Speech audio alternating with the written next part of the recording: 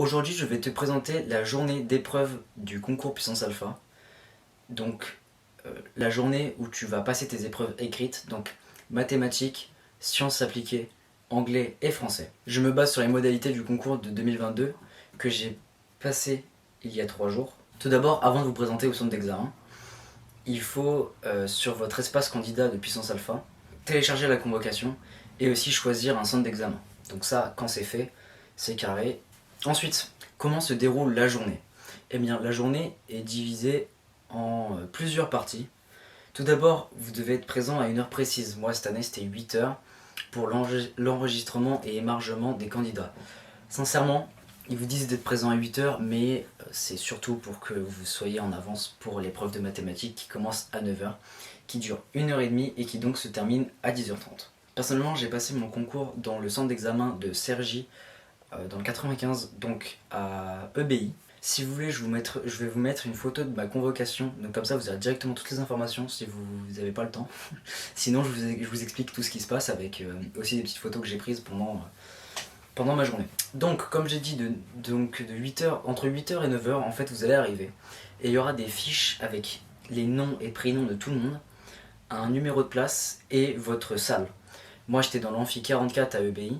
Et on était 273 exactement sur les fiches parce que j'ai regardé combien on était pour savoir combien il y avait de participants dans mon centre d'examen.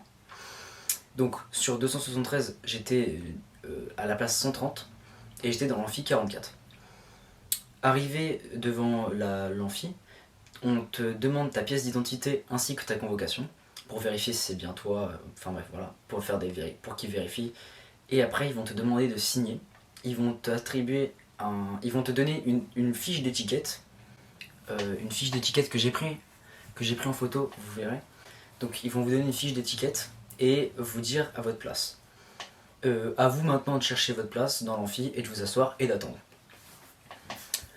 Personnellement, j'ai attendu près d'une demi-heure avant que l'épreuve de mathématiques commence. Donc après, ça a duré 1h30. Par ailleurs, pour l'épreuve de mathématiques, on m'a posé une question dans ma dernière vidéo et je vous réponds ici. Les futurs terminales qui passeront ce concours, l'épreuve de mathématiques, vous devez réaliser exactement 8 exercices.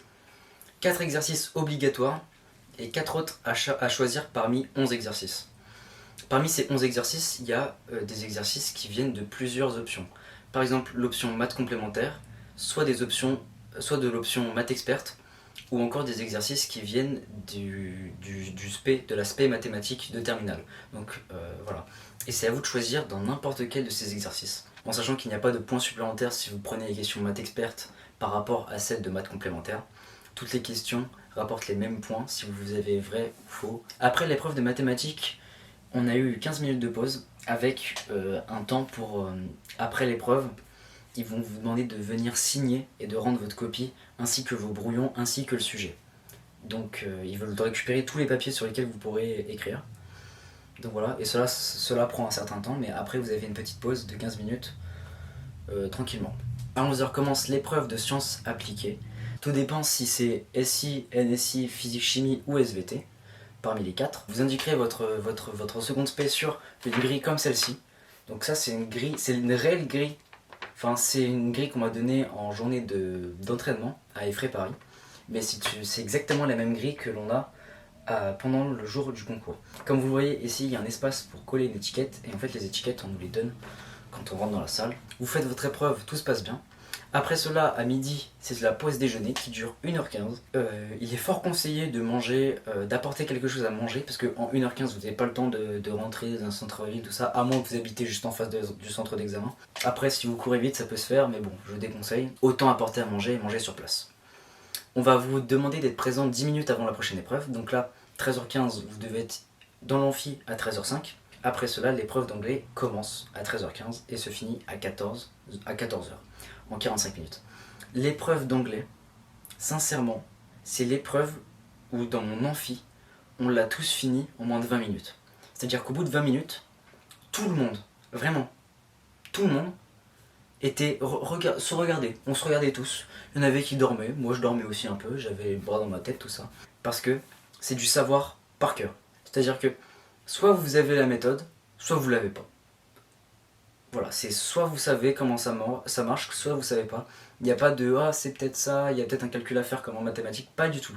Là c'est vraiment genre, si vous faites les annales, vous allez voir que sincèrement c'est soit vous savez pas, il n'y a pas d'autre manière de réussir l'épreuve. Ensuite, petite pause de 15 minutes encore, pour entamer après la dernière épreuve, donc de 14h15 à 15h, l'épreuve de connaissances verbales et linguistiques, autrement appelée l'épreuve de français, qui dure aussi 45 minutes. Une épreuve qui peut être simple ou pas selon les candidats, mais qui peut prendre son temps. Personnellement, moi j'ai quand même pris un peu de temps pour la réaliser. Et comme j'ai des grosses difficultés en orthographe, tout ça, j'ai pas répondu aux questions qui demandaient de trouver la faute d'orthographe. Il y en avait exactement 6. Les 6, je les ai sautés, j'ai pas répondu. Du coup, j'ai pas gagné de points dessus, mais j'en ai pas perdu. Il faut savoir que toute absence à l'une des épreuves durant la journée entraîne l'élimination du candidat du concours. Donc c'est-à-dire que si vous ratez mathématiques, vous n'êtes pas là pendant les mathématiques, ça sert à rien de revenir, ça sert à rien de continuer, vous êtes disqualifié directement. Il faut passer les 4 épreuves.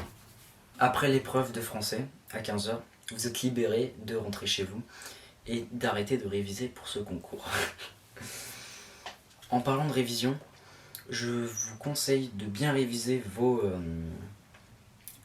programmes de terminale en mathématiques et dans votre seconde spé. Certaines questions au QCM de mathématiques peuvent être sur des thématiques qui ne sont pas au bac. Donc c'est-à-dire que, par exemple, les intégrales ne sont pas au bac et pourtant il y a des questions sur les intégrales dans le concours puissance alpha. Si vous faites maths experte, les nombres complexes. C'est la seule chose que j'ai à vous dire parce qu'il y a toujours un exercice de nombres complexes en mathématiques, c'est sûr et certain, parce que c'est des notions qui sont obligatoires d'être acquises pour les futurs étudiants dès la L1. Donc ils vont forcément vous poser un exercice dessus, car c'est la base de chez base. C'est comme si on vous demandait de résoudre une équation du second degré en terminale.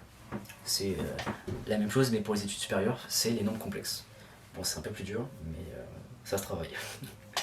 Donc voilà, je suppose que si vous êtes là, c'est que vous voulez participer au concours Puissance Alpha de 2023. Et donc je vous invite à aller télécharger sur le site de Puissance Alpha les annales de 2022 s'ils sont déjà disponibles. S'ils ne le sont pas, je vous invite à attendre et plutôt à faire